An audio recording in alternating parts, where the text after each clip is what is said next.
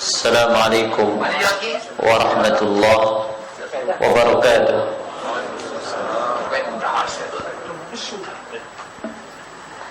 Innal hamdalillah nahmaduhu wa nasta'inuhu wa nastaghfiruh wa na'udzu billahi min shururi anfusina wa min sayyiati a'malina. Man yahdihillahu fala mudilla lahu wa man yudlil fala hadiya lahu. Asyhadu an la ilaha illallah wahdahu la syarika lahu wa asyhadu anna Muhammadan abduhu wa rasuluh salawatullahi wa salamuhu wa barakatuhu alaihi. Ya ayyuhalladzina amanu taqullaha haqqa tuqatih wa la tamutunna illa wa antum muslimun. Ya ayyuhan nas taqu rabbakum alladzi khalaqakum min nafsin wahidah wa khalaqa minha zawjaha wa batha minhuma rijalan katsiran wa nisaa'a wattaqullaha alladzi tasaaluna bihi wal arham innallaha kana 'alaykum raqiba.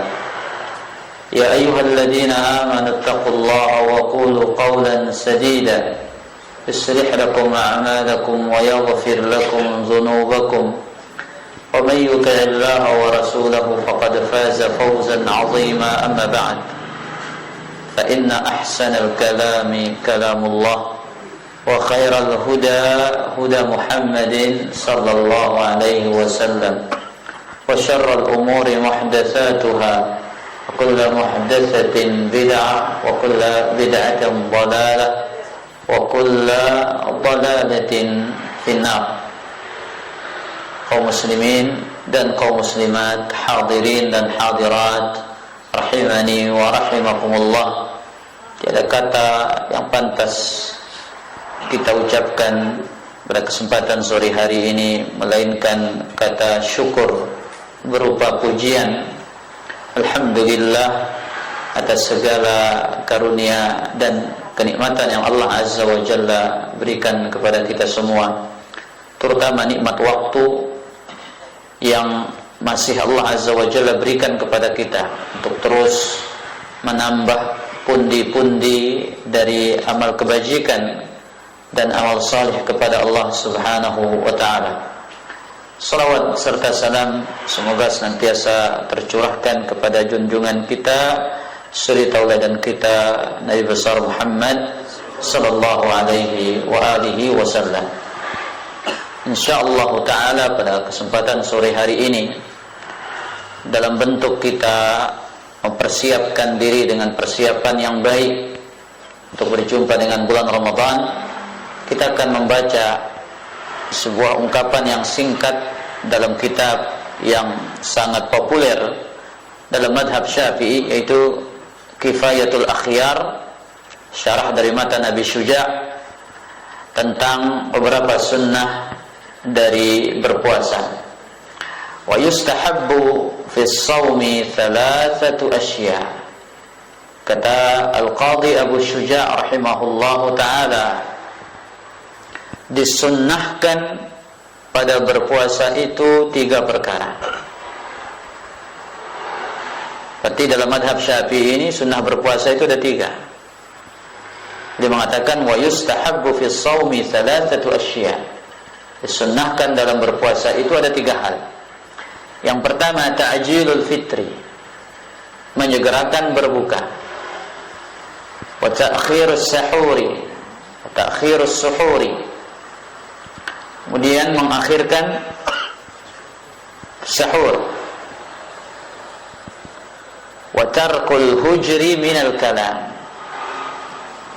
dan meninggalkan kata-kata kotor dan ucapan-ucapan yang sia-sia.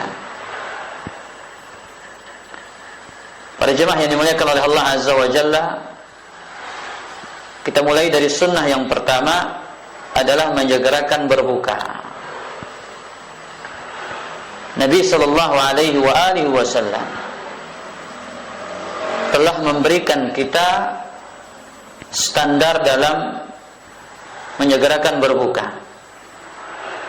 Sebagaimana dalam suatu hadis yang sahih yang diriwayatkan oleh Imam Al-Bukhari dan Imam Muslim dari sahabat Umar ibn Al-Khattab radhiyallahu taala anhu, "Idza aqbala al-lailu min hahuna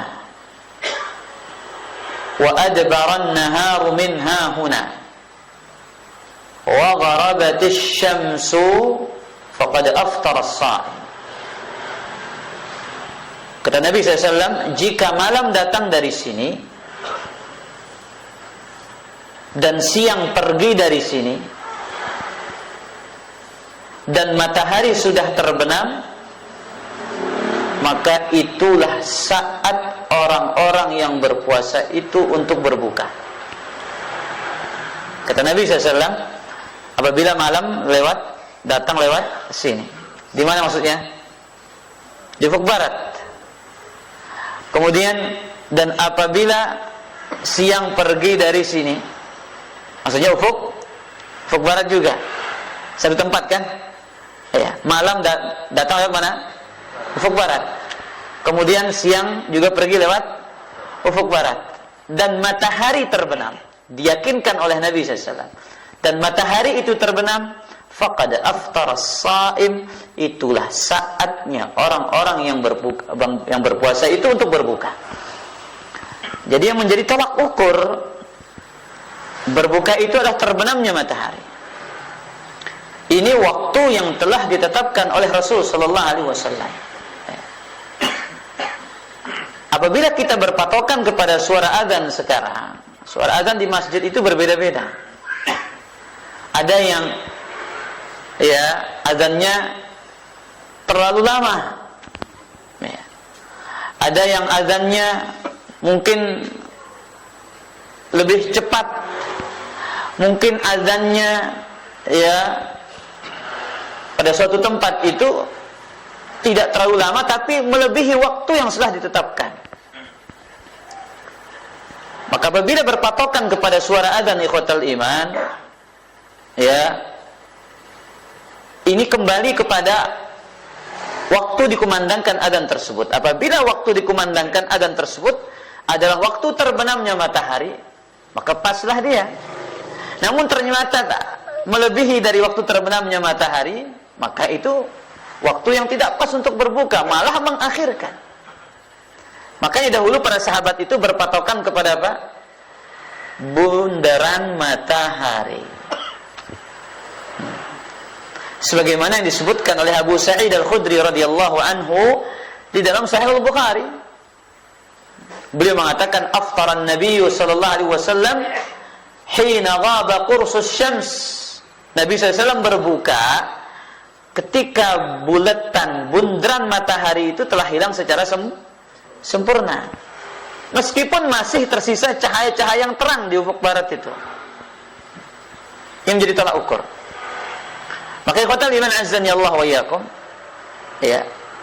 menyegerakan berbuka ini ada beberapa keutamaannya disebutkan oleh para ulama kita. Di antara keutamaannya adalah ta'jilul fitri yajlibul khair, akan mendatangkan kebaikan. Akan mendatangkan kebaikan bagi orang yang mempraktikkannya dan mengamalkannya. Dalam hadis riwayat Al-Imam Al-Bukhari dari sahabat Sahal ibn Sa'ad As-Sa'idi radhiyallahu anhu, salamatullah, anna Rasulullah sallallahu alaihi wasallam qala, Nabi sallallahu alaihi wasallam bersabda, la yazalun nasu bi khairin ma ajjalul fitra. Senantiasa manusia ini berada pada kebaikan. Kata Nabi SAW, senantiasa manusia ini berada pada kebaikan apabila mereka menyegerakan berbuka. Maka salah orang mengatakan atau orang berprinsip lebih baik saya hati-hati, lebih baik saya berjaga-jaga, lebih baik saya waspada, tunggu agak gelapan sedikit baru saya berbuka. Ini kewaspadaan, kehati-hatian yang bukan pada tempatnya. Karena Nabi SAW memerintahkan kita untuk menyegerakan berbuka.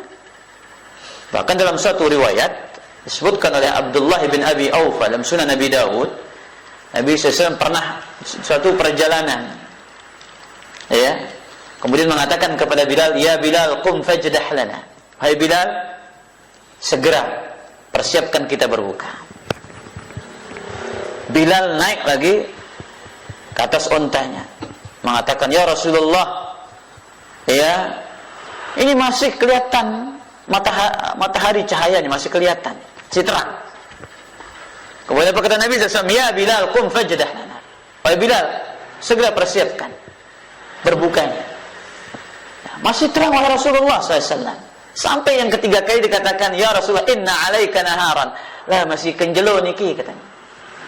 Masih siang.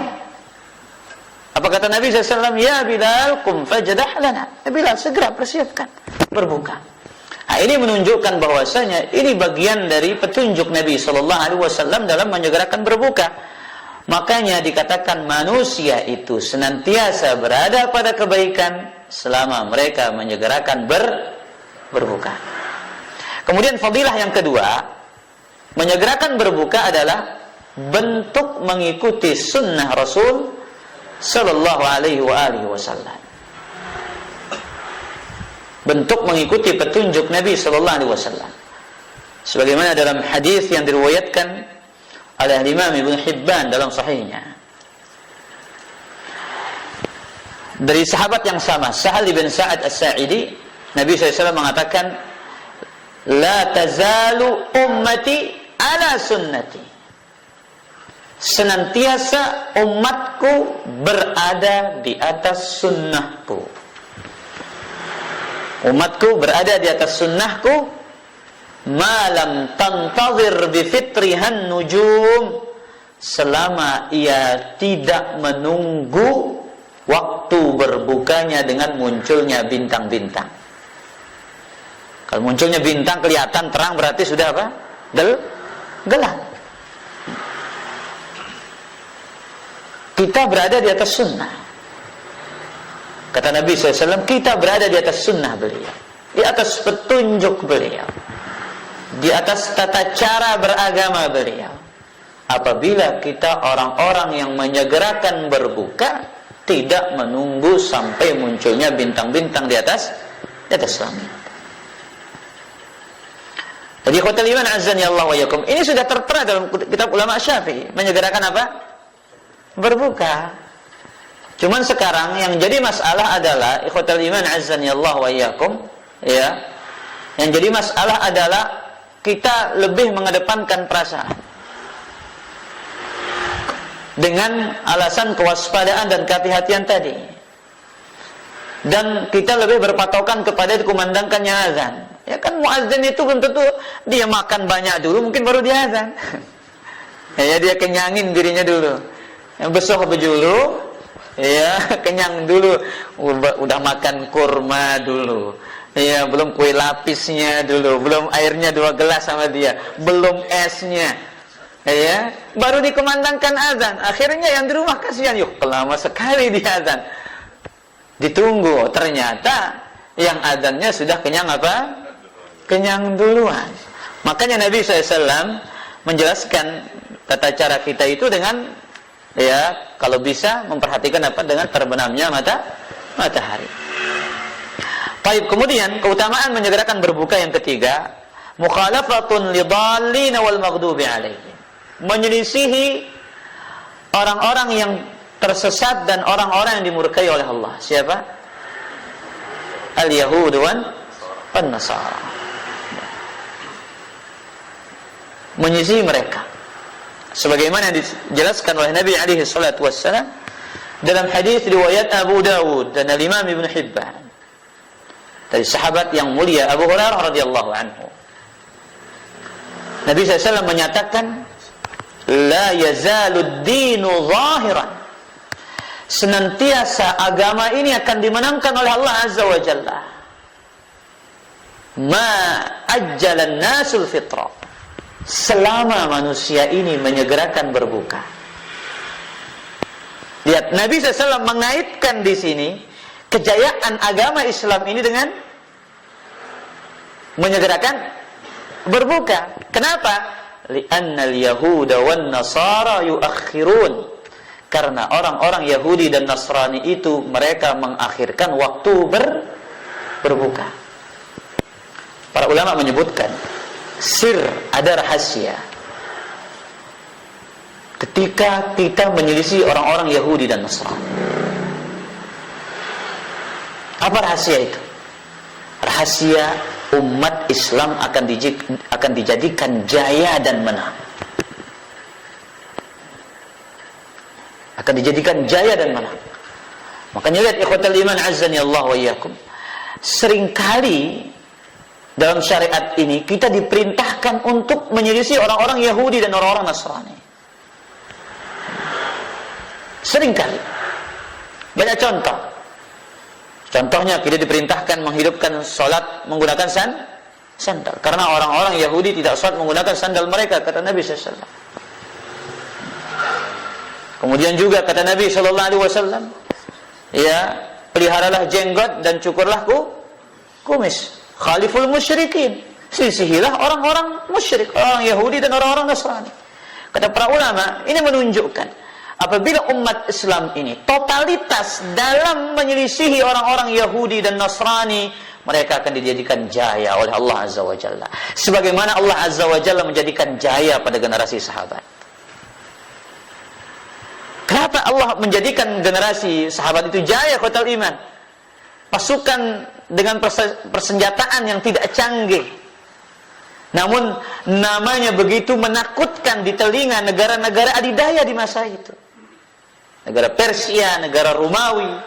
Namun ketika mendengar yang akan menjadi musuh mereka adalah pasukan Arab, orang-orang Islam, mereka mulai ketakutan, mulai gentar, mulai khawatir dengan kerajaan, dengan kekuasaan yang mereka kuasai pada saat itu.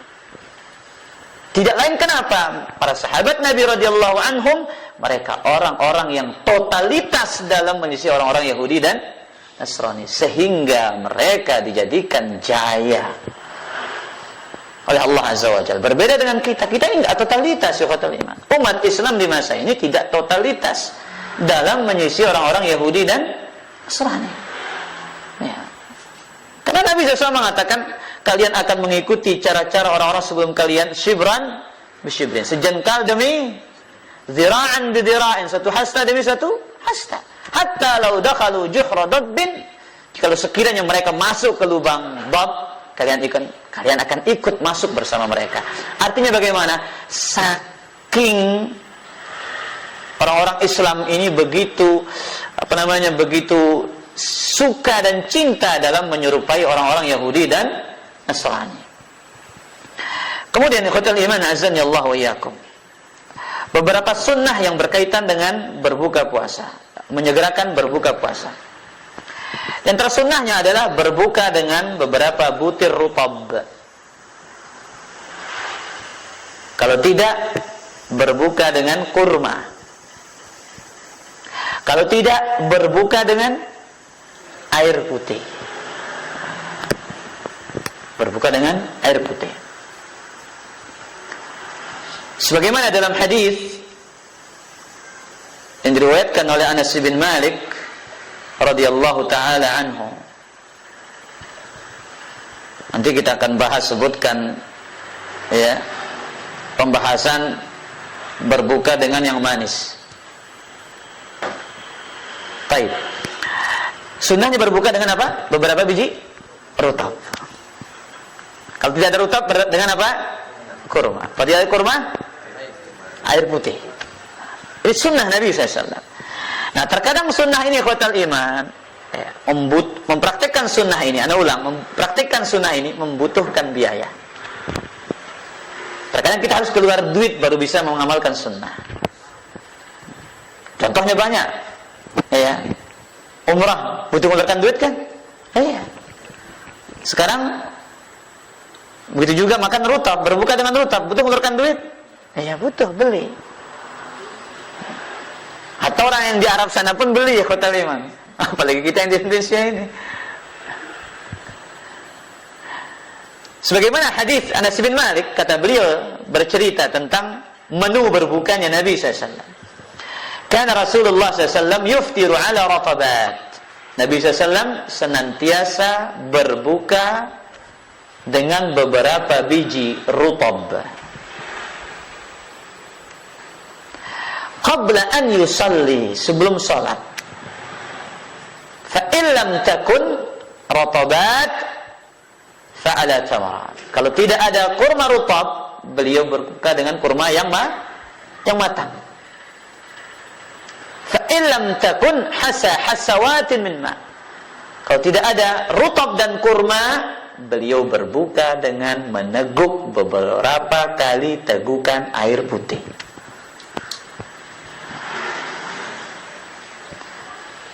Betul para jamaah, dalam madhab Syafi'i disebutkan dalam Kifayatul Akhyar ini, ya, Al-Imam Ar-Ruyani namanya, salah ulama Syafi'i. Beliau menyebutkan kalau tidak ada kurma, berbukalah dengan yang manis. Kata beliau, illam yajid tamra fa'ala hulwin. Kalau enggak ada kurma, dia berbuka dengan sesuatu yang manis. Sesuatu yang manis. Dan memang ikhwatal iman azani Allah wa iyyakum, ya, ini kita jumpai memang dalam ucapan ulama Syafi'i ini. Sunnahnya berbuka dengan yang manis ini. Tapi Imam An-Nawawi membantah pendapat itu. Ya. Apa kata beliau?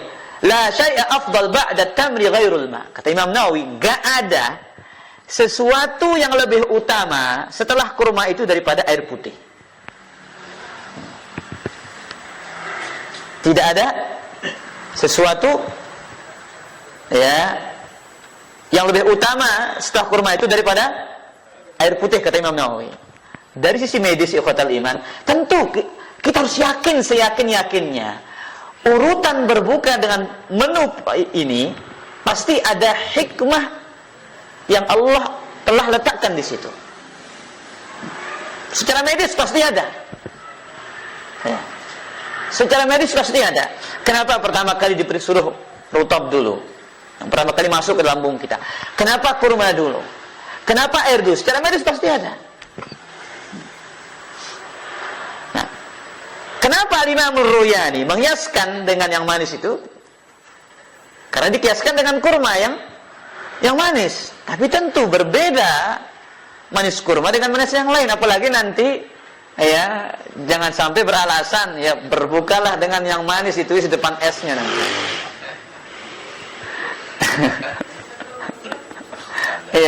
Ya mungkin, ya, sebagai bentuk apa istilahnya, cara berdagang, ya, atau trik-trik promosi, atau nanti dipakai hadis Nabi. Bahkan ada hadis ikhwatul iman, perhatikan hadis ini, ya, hadis riwayat Aisyah radhiyallahu ta'ala anha. Beliau bercerita tentang minuman yang paling disenengin oleh Nabi SAW. Hadis riwayat Imam Ahmad dan At-Tirmidzi. Ya, maka jangan sampai yang jual es ini pakai hadis ini nanti. Kata beliau, kana ahabbus syarabi ila Rasulullah SAW. Minuman yang paling disenengin oleh Nabi SAW. Al-hulwal barid, yang manis dan dingin. Pas sama es sudah. Kalau tafsir ngawurnya. Tapi kalau tafsir ngawurnya, iya apa enggak? Iya, oh ya, es sudah yang manis sekarang ini. Tapi kalau kita melihat kembali kepada penjelasan para ulama, kita mendapati jauh bertolak belakang. Ibnu Qayyim menyebutkan dalam kitabnya Zadul Ma'ad fi Hadi Khairil Ibad. Apa kata beliau? وهذا يحتمل أن يريد به الماء العذب كمياه العيون والآبار الحلوة فإنه كان يستعذب له الماء. Kemungkinan maksudnya air yang dingin dan manis. Yang pertama adalah air yang segar, yang diambil langsung dari mata air.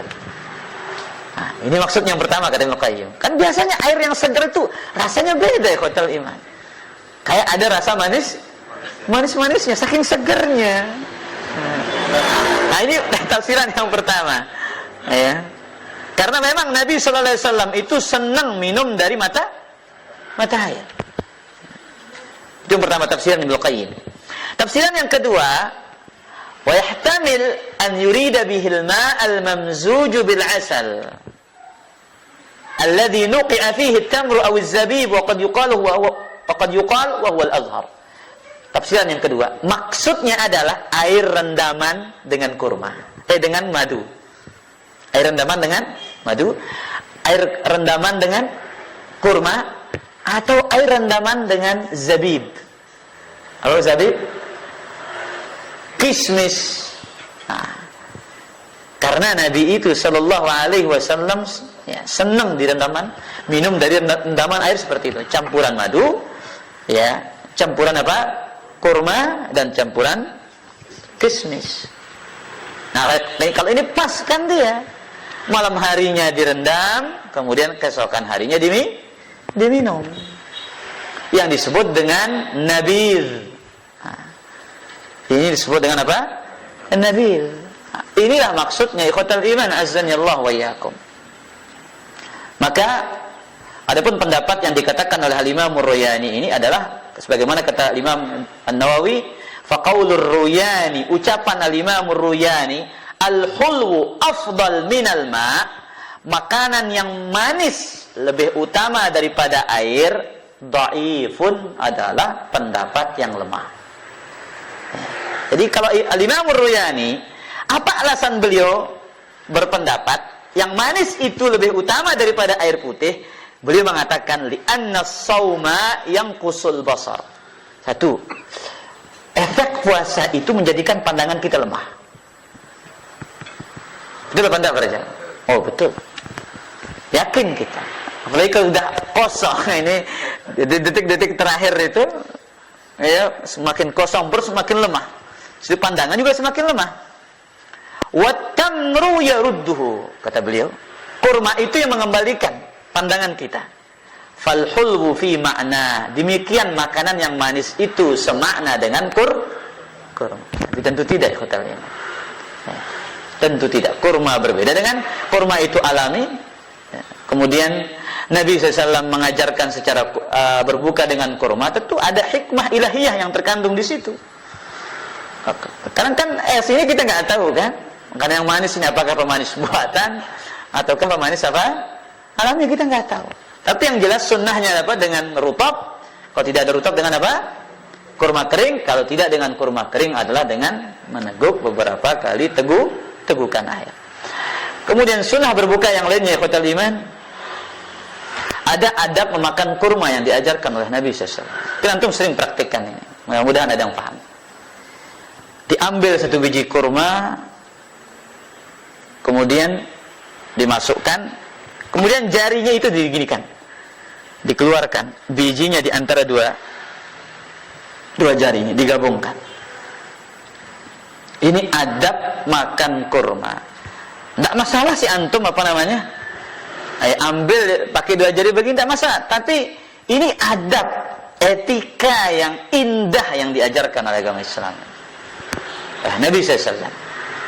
Ya, Abdullah bin Busr dalam Sahih Muslim bercerita tentang cara Nabi SAW mengeluarkan kurma dari mulutnya. Beliau mengatakan, "Tsumma utiya bi tamrin." Nabi dibawakan satu biji kurma.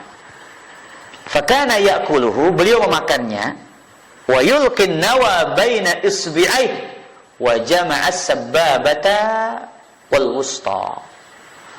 Kemudian beliau meletakkan biji di antara dua jarinya, menggabungkan jari telunjuk dengan jari tengah. Keluarkan seperti ini. Apa hikmahnya? Tujuannya agar tangan kita ini bersih dari kotoran dan bekas mulut ketika mengambil kurma selanjutnya. Nanti kira-kira antum berbuka nih katanya. Kita ngira-ngira nih. Antum buka barang, kemudian ada orang masukin begini mulutnya bijinya, kemudian diambil kurma itu, kira-kira bagaimana? Tukar lagi. Kira-kira bagaimana? Ini orang kok gimana? Nah, ini adab yang luar biasa diajarkan oleh Nabi SAW. Kemudian ketika berbuka bareng ikhwatal iman, tidak boleh langsung ngambil 2 kurma sekaligus. Ini diantara ada berbuka ikhwatal iman. Kalau buka bersama itu nggak boleh langsung ngambil 2 kurma. Sebagaimana dalam Sahih Bukhari dari hadis Abdullah bin Umar, nahan Nabi SAW an yaqruna baina tamratain.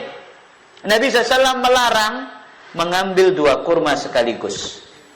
Hatta yasta'mira ashabahu, sampai dia minta izin kepada teman-temannya. Ya. Jangan lihat ada regam sekaligus digenggam 5 biji, 10 biji langsung sama dia. Jangan, tak boleh ini khotalin. Ini tidak boleh. Ya, kalau buka bersama itu dilarang oleh Nabi SAW untuk menggabungkan 2 kurma sekaligus. Subhanallah, indahnya etika Islam ini. Bagaimana sih? Intinya satu, menjaga perasaan saudara. Ya, apalagi dia ngapling pada jamaah.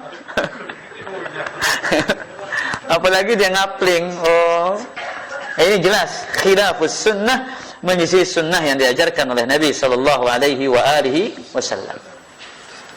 Kemudian di antara sunnah berbuka adalah memperbanyak berdoa. Banyak berdoa. 30 hari fatal iman. Waktu yang mustajab. Sebelum berbuka, itu waktu yang sangat diijabahi oleh Allah Azza wa Jalla. Doa-doa orang-orang yang berdoa. Makanya Ramadan ini subhanallah, Allah itu dermawan betul kepada hambanya. Dermawan dengan ampunan, dermawan dengan pintu surga yang dibuka, dermawan dengan pembebasan dari api neraka, dermawan dengan dibelenggunya syaitan. Ada pada bulan yang lain gak ada, cuma di bulan Ramadan. Kemudian Allah dermawan dengan waktu-waktu yang mustajab. Setiap kali kita akan berbuka, setiap kali di situ doa kita akan dikabulkan oleh Allah.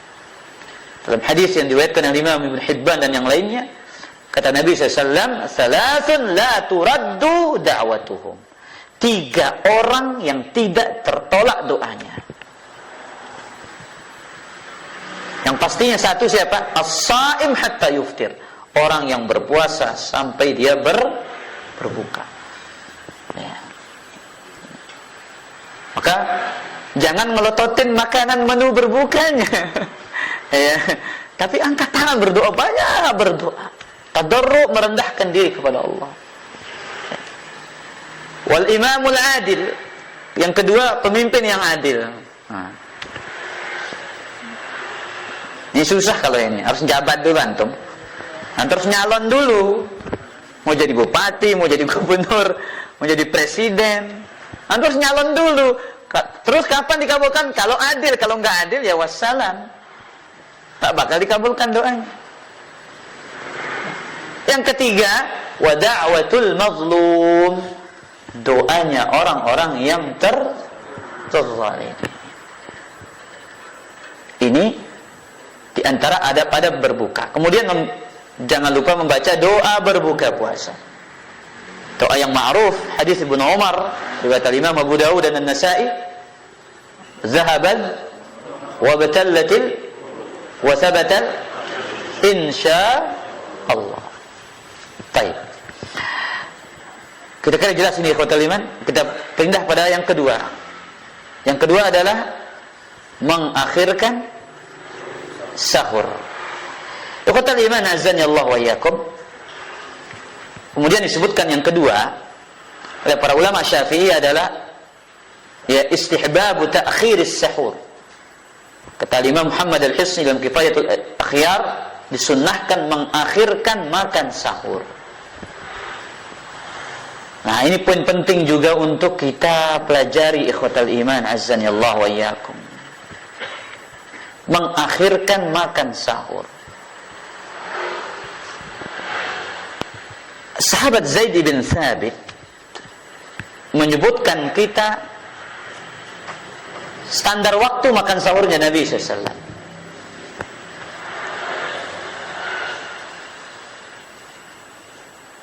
Anas bin Malik dalam Sahih Bukhari bertanya kepada Zaid bin Thabit, berapa jarak antara makan sahur Nabi dengan sholat Nabi SAW? berapa jarak makan sahur Nabi dengan apa? Salat Nabi SAW. Apa jawaban Zaid bin Thabit? Qadra 50 ayatan. Kadar waktunya adalah seukuran membaca 50 ayat. Ibnu Hajar menjelaskan hadis ini seukuran membaca 50 ayat. Apa maksudnya? Jarak antara makan sahur Nabi dengan dimulainya waktu sholat subuh. Jarak apa?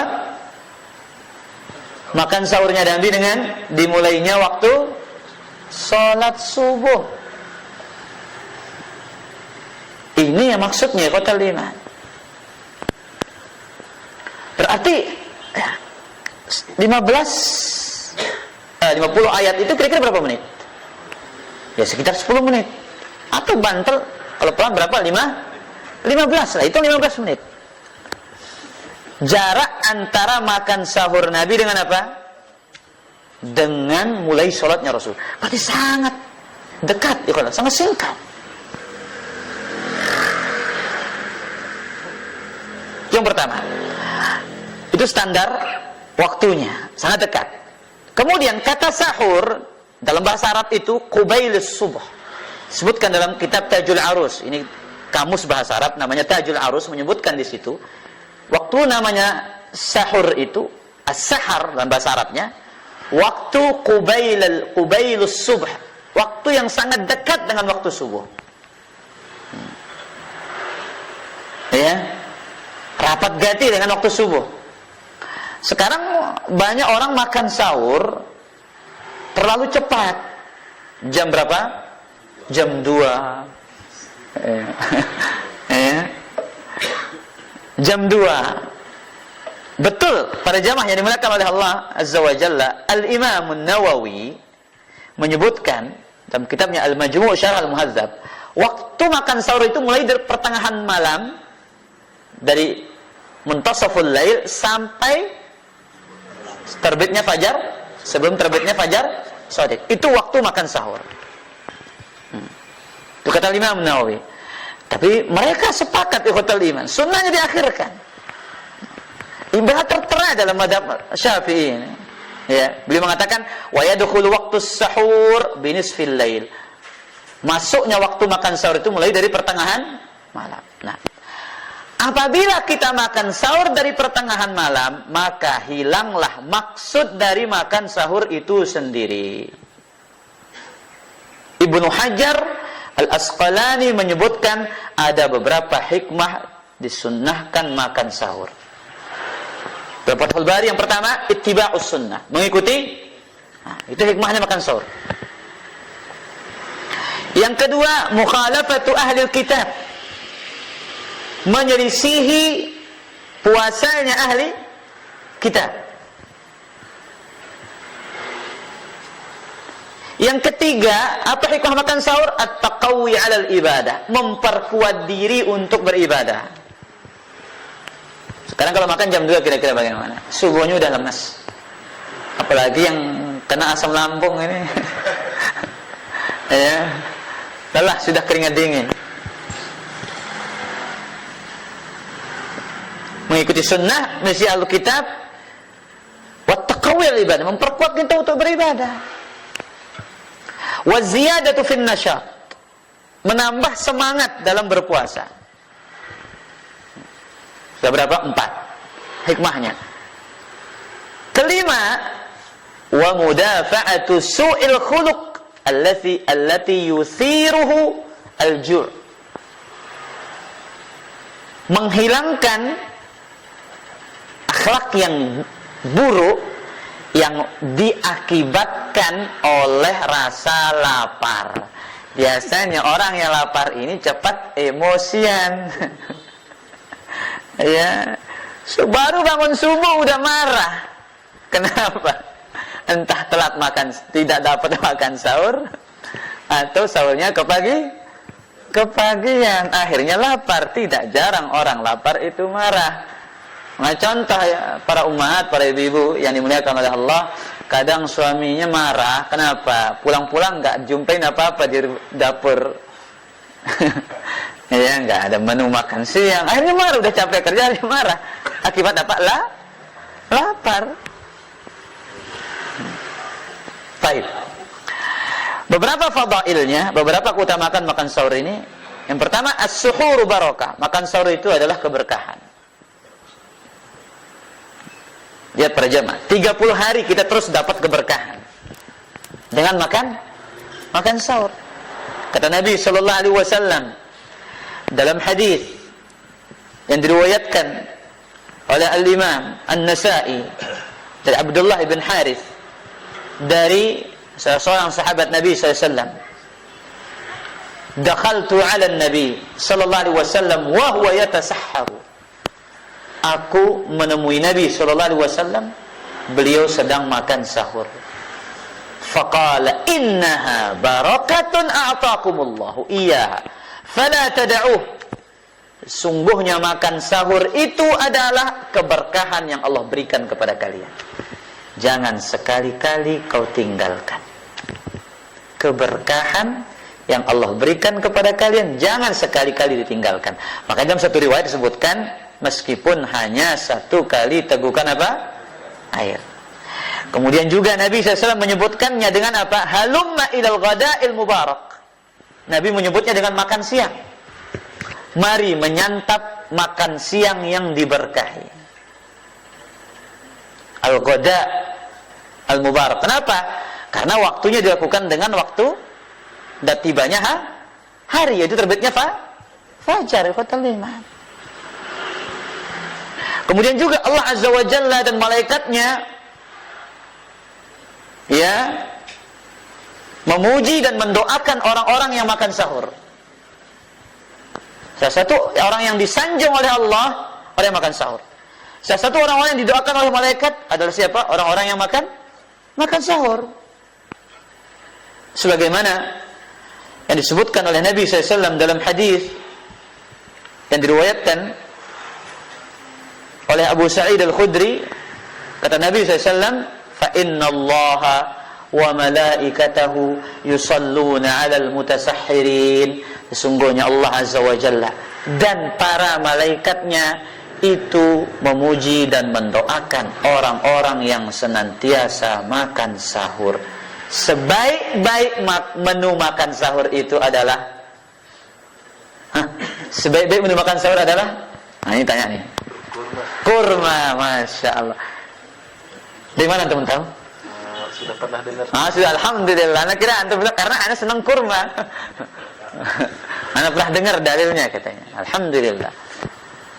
Kata Nabi SAW dalam hadis Abu Dawud, ni'mas sahuril mu'min at-tamru. Sebaik-baik menu makan sahurnya orang beriman itu adalah apa? Kurma. Dan subhanallah, kalau ini pengalaman pribadi para jemaah, jauh kekuatan kita makan kurma itu luar biasa. Ya, jauh. Bandingkan saja kota iman. Ini pengalaman pribadi. Jadi menu penutup anak makan sahur itu selalu kurma yang anak buat jus di kota iman. Dan tenaga itu masya Allah jauh lebih segar daripada ketika anak bandingkan dengan makan sahur tanpa kurma. Cocok. Nabi SAW mengatakan ni'mas sahurul mu'min at-tamru. Sebaik-baik menu makan sahurnya orang beriman itu adalah apa? Makan kurma.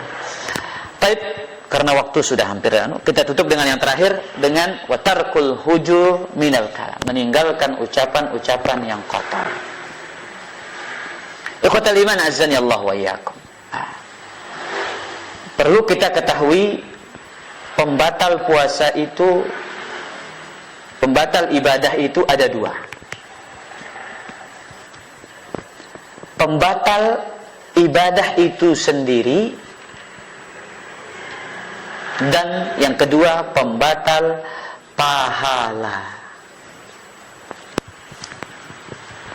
Ana yakin kalau pembatal ibadah puasa itu sendiri, kita yakin banyak. Ulama Syafi'i menyebutkan 10 pembatal puasa. Dalam mazhab Syafi'i itu ada 10 pembatal puasa. Mereka menyebutkan segala sesuatu yang masuk ke dalam kerongkongan melalui jalur yang terbuka, dan segala sesuatu yang masuk ke dalam kepala melalui jalur terbuka. Dalam mazhab Syafi'i itu. Makanya dalam mazhab Syafi'i tetesan telinga itu membatalkan. Kalau mazhab Syafi'i, ya, antum nelan koin batal puasa antum. Karena itu segala sesuatu yang masuk ke dalam rongga. Dalam mazhab Syafi'i seperti itu. Ya. Kemudian suntikan dari salah satu dari 2 jalur, dari kubul dan dubur. Ya. Dari kubul dan dubur itu bahasa sopannya. Kemudian muntah secara sengaja, menggauli berhubungan badan secara sengaja, keluarnya mani akibat bercumbu, haid, nifas, gila, murtad. Ini 10 pembatal puasa dalam mazhab Syafi'i. Ana yakin banyak yang mampu melakukannya ini. Tapi belum tentu mampu untuk mengalahkan dan melawan pembatal pahala yang kedua ini. Kenapa? Ini menjadi bahan renungan kita. Sabda Nabi SAW, rubba sa'imin, atau kam min sa'imin, betapa banyak orang yang berpuasa, laisa lahu min siyamihi illa al-ju' wal 'atash. Dia tidak dapat apa-apa dari puasanya kecuali hanya rasa haus dan rasa lapar. Banyak, kata Nabi, menunjukkan enggak sedikit orang-orang yang puasa cuma dapat apa? Menahan rasa lapar dan menahan rasa dahaga. Banyak orang yang mampu, banyak orang yang sanggup, banyak orang yang kuat menahan rasa dahaganya, menahan rasa laparnya. Namun belum tentu dia sanggup untuk menahan lisannya dari berdusta. Belum tentu sanggup untuk menahan lisannya dari menggibah. Belum tentu dia sanggup menahan lisannya dari berkata kotor. Makanya ulama Syafi'i menyebutkan, termasuk apa? Sunnah puasa itu apa? Tarkul hujri minal kalam, meninggalkan ucapan-ucapan kotor lina. Nah, ini jadi tugas terberat kita di bulan Ramadan itu. Ya. Meninggalkan kata-kata yang kotor. Ya. Makanya ikhwatal iman, Ramadan ini, menghadapi bulan Ramadan ini butuh trik, ya, butuh taktik. Trik kita, kalau kita sekiranya ketemu sama orang yang suka bikin kita jengkel, jangan. Kurangin ketemu sama dia. Oh, ini ketemu pasti anak disoptohin nanti sama dia ini. Oh, jangan sudah ketemu sama dia. Nanti bikin emosi. Makanya kita subhanallah, madrasah Ramadan ini khotul iman, madrasah yang luar biasa. Kita diajarkan bagaimana ia betul-betul menjadi seorang yang sabar. Maka kita dikatakan orang yang mencela kita, orang yang mengajak kita kelahi, satu balasannya, cukup katakan inni saim, inni saim. Ya, saya sedang berpuasa, saya sedang berpuasa. Makanya dikatakan butuh trik ikhwatul iman, sebagaimana trik para salaf dulu. Dulu para salaf itu punya trik menyembunyikan puasa ikhwatul iman, sebagaimana mereka punya trik untuk menjaga puasa. Dulu para sahabat itu triknya apa? Diam di masjid atau diam di rumah. Kenapa? Kurangin interaksi. Sekarang juga antum harus apa? Ini nih musuh ini besar nih. Iya. Ini musuh besar nih, antum hati-hati. Apalagi punya banyak grup di situ. Baca berita yang menjengkelkan, baca komentar yang nggak nyenengin, otomatis akan meluapkan. Ya, tidak sadar terkadang terucaplah ucapan yang tidak seharusnya terucapkan. Maka ikhwatal iman azan ya Allah wa yakum, ya, kita butuh trik sebagaimana salaf itu melakukan trik-trik itu. Itu para salaf itu kalau puasa sunnah itu mereka pakai pelembab di mukanya biar kelihatan seger kayak orang yang tidak puasa. Itu triknya untuk menyembunyikan puasa mereka. bawa roti dari rumahnya, dibagikan kepada orang-orang di luar. Keluarganya ngira dia makan dari rotinya, ternyata dia sedekahkan. Subhanallah. Maka kata liman azanillahu wa iyyakum, ya, semoga Allah azza wa jalla mempertemukan kita dengan bulan Ramadan. Dan yang terpenting kata liman, berdoa kepada Allah agar kita dibantu untuk memaksimalkan Ramadan ini. Agar kita termasuk wa husni ibadatik, agar kita ini baik, bagus, totalitas, maksimal ibadahnya di bulan Ramadan. Ya kata liman, belum tentu. Ya, banyak orang yang dipertemukan dengan bulan Ramadan hanya fisiknya yang bertemu, tapi tidak dengan ruh dan hatinya. Ya, mudah-mudahan kita termasuk orang-orang yang berjumpa dengan Ramadan, ya, dengan fisik dan ruh kita dibimbing, kita diberikan pertolongan, kita dibantu oleh Allah Azza wa Jalla untuk menunaikan ibadah-ibadah dan amal-amal salih yang dengannya kita mendapatkan derajat yang tinggi di dalam surga Allah Subhanahu wa taala. Silakan kalau ada yang bertanya, kita buka waktu tanya jawab sekitar 10 menit saja. Terkait dengan maknanya doa. Anak punya dua pertanyaan dan nasihat. Artinya maknanya doa ini terkait dengan puasa Ramadan saja itu puasa sunnah.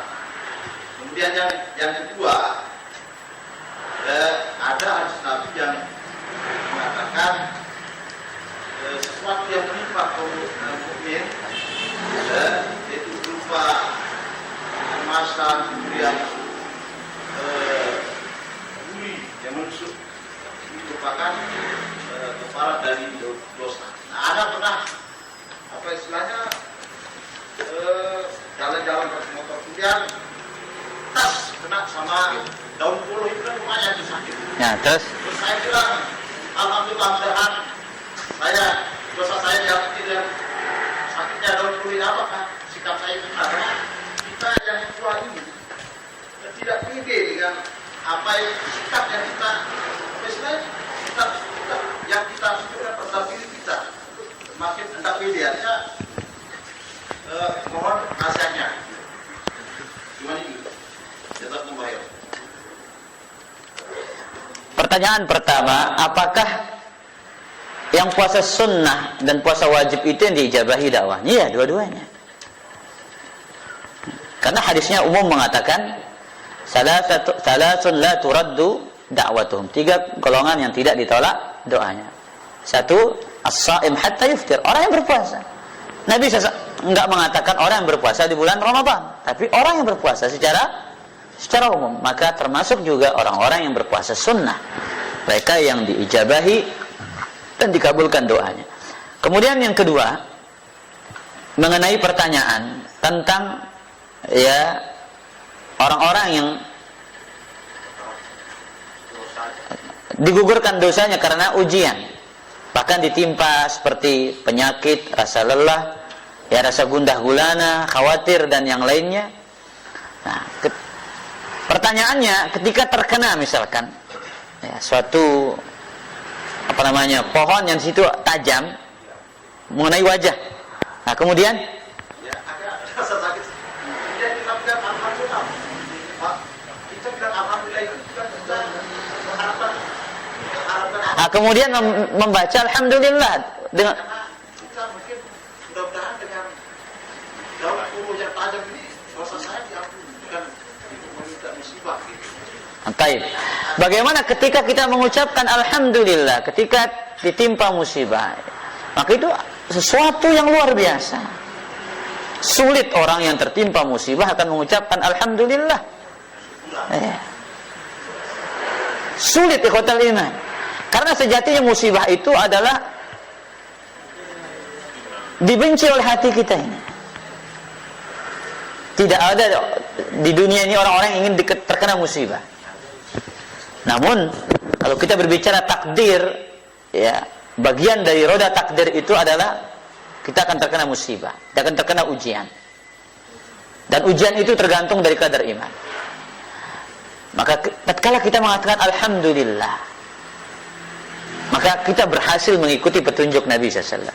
Dalam Sunan Ibnu Majah, Aisyah radhiyallahu taala anha mengatakan, "Kana Nabi SAW idza ra'a syai'an yasurruhu qala alhamdulillahilladzi bi ni'matihi tatimmus shalihat. Nabi SAW melihat sesuatu yang beliau sukai, beliau membaca alhamdulillahilladzi bi ni'matihi tatimmus shalihat. Segala puji bagi Allah yang dengan karunia-Nya sempurna segala kebaikan. Wa idza ra'a ma yakrahu, dan apabila melihat sesuatu yang beliau tidak sukai, beliau membaca alhamdulillah ala kulli hal. Segala puji bagi Allah Azza wa Jalla atas segala keadaan. Makanya di surga nanti dalam satu hadis yang sahih ada istana namanya Baitul Hamd, istana pujian bagi orang-orang yang sanggup mengucapkan alhamdulillah di saat tertimpa ujian yang besar dan berat. Sebagaimana dalam hadis itu, ketika Allah bertanya kepada malaikatnya, apakah kalian mencabut nyawa anak hambaku? Iya, aku telah mencabut nyawa ya Allah. Apa yang dikatakan oleh hambaku? Hamidaka wastarja. Dia mengucapkan alhamdulillah, kemudian inna lillah wa inna ilaihi raji'un. Ubnu lahu baitan fil jannah usammuhu baitul hamdi. Bangunkanlah dia istana di surga, namakanlah istana itu adalah istana pujian. Tapi ini berat ikhwatal iman. Tidak ada ceritanya ya, orang yang dapat musibah besar, pelik, rumit, sulit, kemudian lisannya akan mengucapkan alhamdulillah, terutama indas sadamatil ula, tatkala tibanya musibah itu pertama kali ya, di awal kita terpukul dengan ujian dan musibah itu. Nah, Allah Ta'ala ala wa ala. Dimaksudkan jarak antara sahur Nabi dengan sholat itu apakah sholat atau azannya? Sebab kita kadang mengukur jarak antara azan dengan sholat itu ada 10-15 menit. Kira-kira seperti apa? Apakah jarak antara sahur Nabi dengan sholat atau azan? Baik. Apakah jarak antara makan sahur Nabi itu dengan azan yang seukuran berapa? 50 ayat tadi. Qadra 50 ayatan itu. Ibnu Hajar menyebutkan dalam Fathul Bari, yang dimaksudkan di situ itu adalah jarak antara sahur dan apa? Salat. Ya. Itu kata Ibnu Hajar dalam Fathul Bari. Maka ini menunjukkan bahwasanya sangat apa? Sangat dekat waktu sahur itu. Ya, sangat dekat. Berarti kira-kira Nabi selesai makan sahur, kemudian cuci tangan, kemudian dikumandangkannya apa? Azan, sangat dekat. Biasanya kan kita nunggu azan subuh itu sekitar 15 menit. Nah, kadang paling cepat berapa? 10 menit itu kata 5. Maka para sahabat itu orang-orang yang paling semangat dalam meniti jejak Nabi SAW. Para sahabat itu orang yang paling cepat berbukanya dan paling terlambat makan sahurnya. Maka kata liman azan ya Allah ayakum, ya berusaha untuk akhirkan makan sahur ini. Nah, di sini kita tahu batallah imsak itu. Ya. Batallah imsak itu. Ya. Dengan hadis Zaid bin Thabit tadi, batallah imsak itu yang menunjukkan betapa dekatnya makan sahur Nabi SAW dengan waktu sholat. Wallahu ta'ala ala wa ala.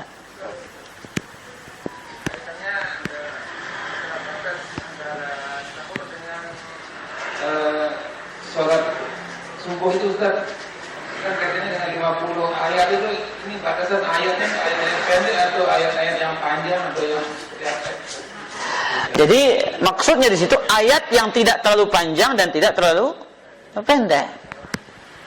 Ya. Itu maksudnya. Tentu kalau ayat yang panjang lebih dari 15 menit berarti. Ya. Ya. Kalau ayat yang pendek tentu lebih cepat. Dimaksudkan oleh para ulama, maksudnya di situ adalah ayat yang tidak terlalu panjang dan tidak terlalu pendek. Nah, wallahu ta'ala ala wa ala.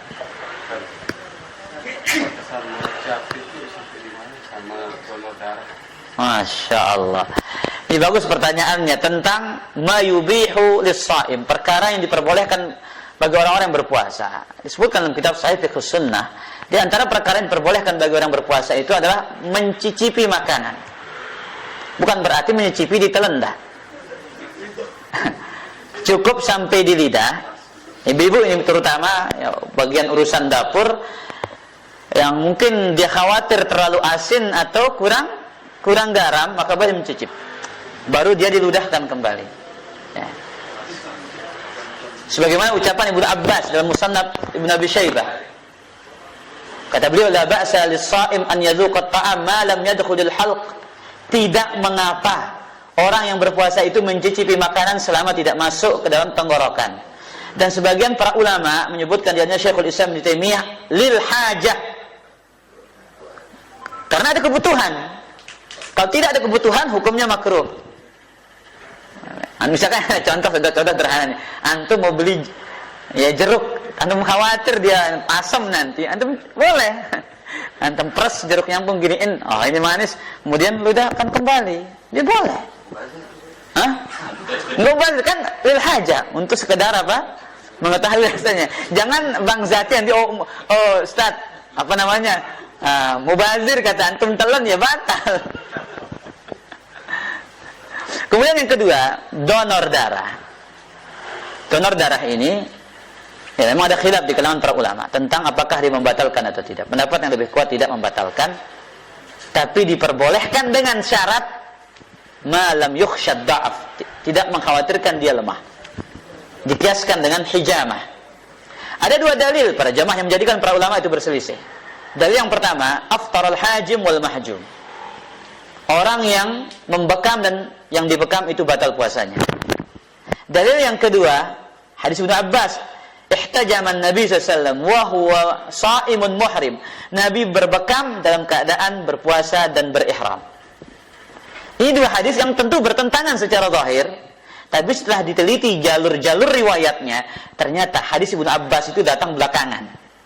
Nah, pada Haji Wada. Sedangkan riwayat yang pertama yang membekam dan yang dibekam itu batal puasanya itu pada Fathu Makkah. Sehingga riwayat yang lebih kuat itu riwayat yang kedua. Boleh, dan ini pendapat Anas bin Malik, selama tidak mengkhawatirkan dia lemah dari berpuasa.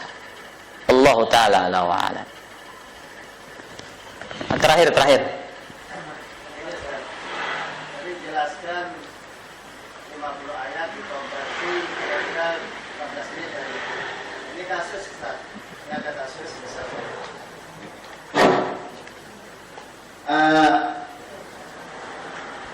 Ketika kita makan, ada sepotong makanan pas ada di mulut, kemudian tiba-tiba azan. Yang kedua Ustaz, bagaimana kalau kebetulan kita berhubungan intim, langsung azan, apakah dilanjutkan atau Aira bahaya nih jangan. Baik.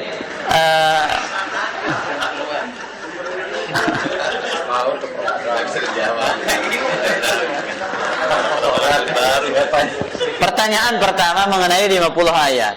Kasus ya tentang idza sami'a ahadukumun nida wal ina'u fi yadihi.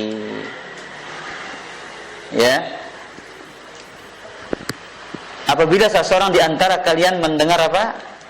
Azan, sedangkan bejana itu masih di tangannya. Kemudian apa kata Nabi SAW? Fala yada'u hatta yaqdi hajatahu.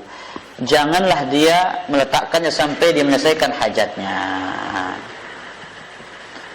Maksud hadis ini, berkata Al-Imamul Munawi, bi an yashraba minhu kifayatahu ma lam yatahaqqaq tulu' al-fajri aw yadhunnu yaqrubu minhu. Dia minum seukuran yang mencukupi hajatnya. Nah, berarti kaitannya dengan minum, bukan makanan. Ya. Dan ini penjelasan Syekh Ali Hasan juga. Misalkan air segini. Nah, udah selesai makan, tiba-tiba baru saya makan. Ternyata kumandangkan azan, maka minum dengan tenang sampai selesai. Tidak ada masalah. Tapi kalau satu piring masih banyak, jangan, aduh, bismillah lanjut lah katanya. Nah, ini ijtihad sendiri nih, enggak. Ya, antum makan baru selesai setengah, kemudian kumandangkan azan. Maka ambil air minum, kemudian minum dengan tenang. Wallahu taala a'lam. Bagaimana dengan berhubungan badan? Ya, selesaikan, jangan dilanjut. Kalau dilanjut maka batallah puasanya. Ya. Dan itu sudah wajib mandi junub. Iya. Kata Nabi SAW, "Idza jala'a baina syu'abihal arba'," apabila suami itu duduk di antara 4 anggota badannya sang istri, maka wajibal ghuslu, wajib mandi junub. Meskipun belum sampai orgasme. Nah, wallahu taala a'lam. Jelas ini?